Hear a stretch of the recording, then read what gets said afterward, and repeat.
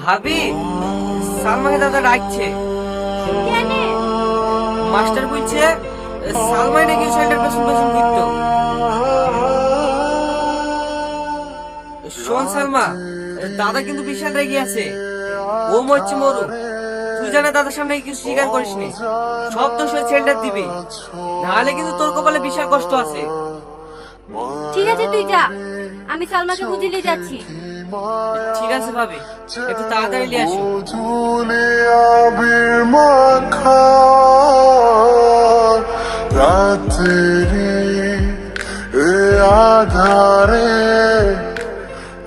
তোর এত বড় কালেজা, আমার মান সম্মানে হাত দেওয়া।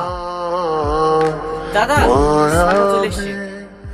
কিরে, মাস্টার বলছে তুই নাকি ওর সাথে প্রেম করলে পেছন পেছন ঘুরতি। দাদা ভাই, ওই ভিখারির বাচ্চার সাথে আমি কেন প্রেম করতে যাব?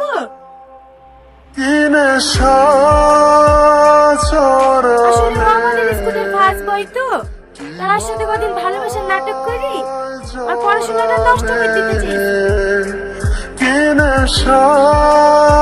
যাতে প্রতিবারের মতো সেকেন্ড না হই, এবছরে আমি ফার্স্ট হতে পারি।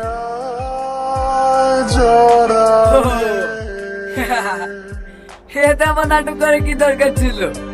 আমাকে বুঝলে পারতিক, তুই মারবিটা গিরাম ছাড়া করে দিত। এই সকাল হওয়ার আগে তো ছেলে গেলে এই গ্রাম শেষ হয়ে যাবি। তোদেরকে জানে এই গ্রামে না দেখি। ঠিক আছে প্রধান সাহেব, আমরা আজকে এই গ্রাম ছেড়ে চলে যাব, আর কোনোদিন এই গ্রামে ফিরে আসবো না। চলো তো।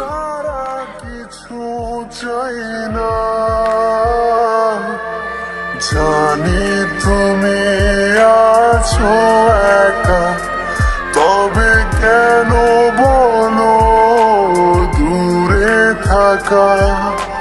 সময় তো থেমে থাকে না, দ্বিধা ভেঙে কাছে শোনা। কি নেশা